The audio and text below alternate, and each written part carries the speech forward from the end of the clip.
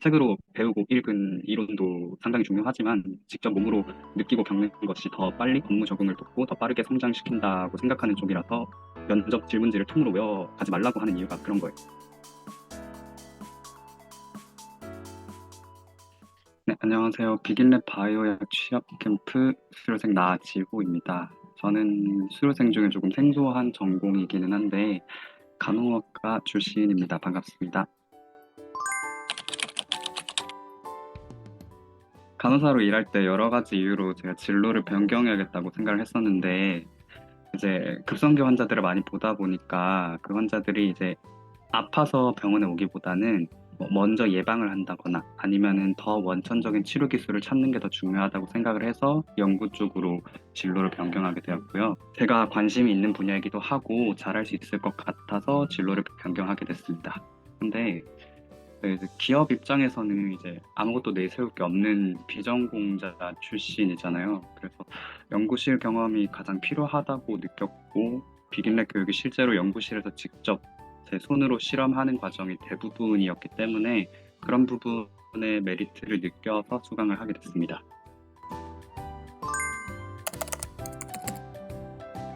실제로 실험 수행 경험을 얻을 수 있었던 점이 가장 유익했었습니다.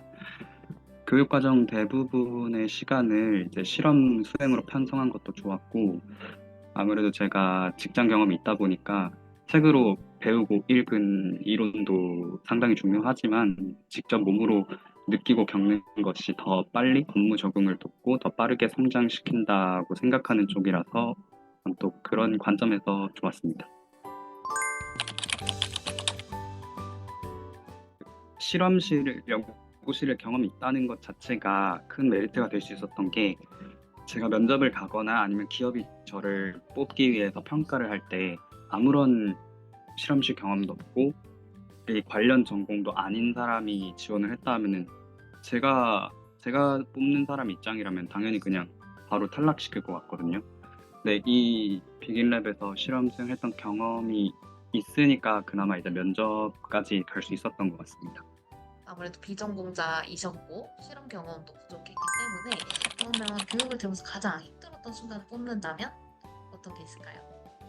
열심히 해도 결과가 안 나올 때 그때 좀 많이 힘들었었습니다. 예를 들면은 저는 이제 형질 전환에 여러 번 실패했었습니다.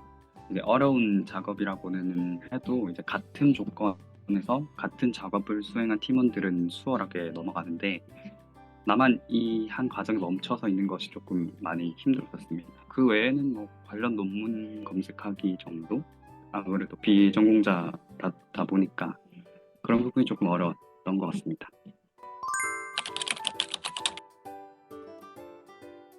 문제랑 해결책을 알아도 이제 사람이 마음이 꺾여버리면 이제 다음 단계로 갈 수 없잖아요.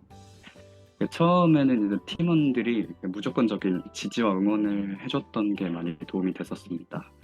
그래서 덕분에 이제 한 번만 더 해보자라는 마인드로 계속 재도전을 했었고요. 마음을 먹으니까 태도가 바뀌고 이내 저는 이제 문제 원인을 찾기 시작했었습니다. 그때 정말 요긴하게 도움이 됐던 것이 연구 노트였습니다. 그래서 수행 기록을 저는 이제 분 단위로 적고 이제 측정 단위도 이제 생략하지 않고 항상 꼼꼼하게 다 기록을 하고 있었는데 그 내용을 천천히 복기를 하면서 이런 부분에서 문제가 있었을 수 있겠다 싶은 부분을 이제 하나씩 하나씩 교정해 나갔었습니다. 제가 입사하게 된 회사는 이제 비임상 연구 사업을 영위하는 회사이고 이제 의약품이나 화학물질 등의 안전성 평가, 유효성 시험을 수행하는 곳입니다. 저는 아마 안전성 평가 연구 사업 파트에서 비임상 특성 시험을 담당할 예정입니다. 우선은 그 취업 지원 프로그램이 많이 도움이 됐었습니다. 제가 여기에 참가하지 않았었다면은 이력서부터 막혔을 것 같아요. 다른 친구들이 따라할 수 있을 법한 노하우 같은 걸 하나 알려드리자면 제 사견인지라 실제로 효과가 있는지는 잘 모르겠습니다.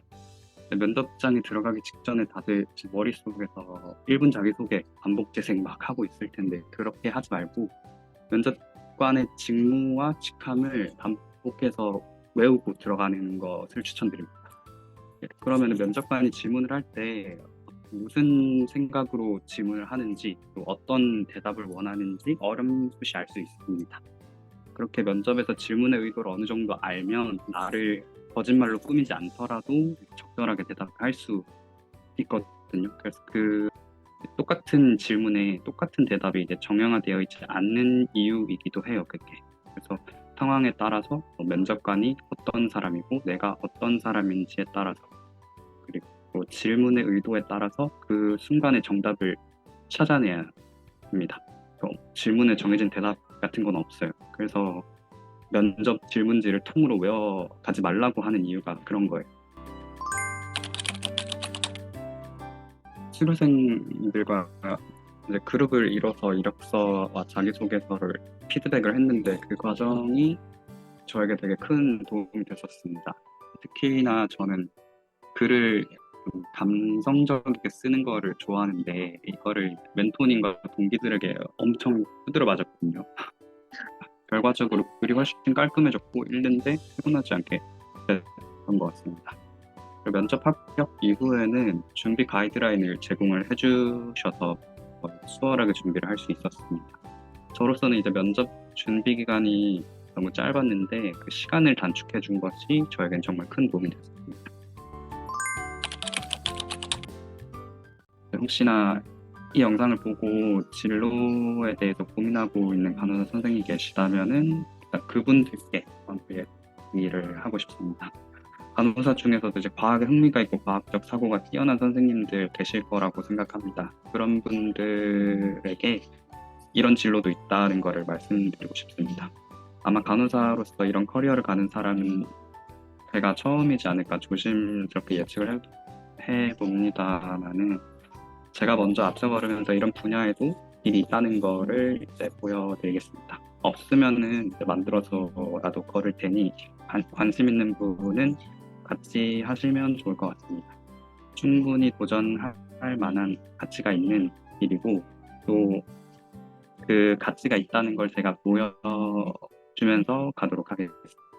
그리고 이제 간호사분들이 아닌 다른 뭐 비전공자일 수도 있고 아니면 관련된 전공자일 수도 있고 그런 학생분들도 본인의 어떤 실무적인 기술이나 업무 능력에 대해서 공부를 하고 좀 더 익히고 싶다 하는 친구들이 있으면은 지원을 해서 익히면은 업무에 적응하는 데 많이 도움이 될 거라고 생각합니다.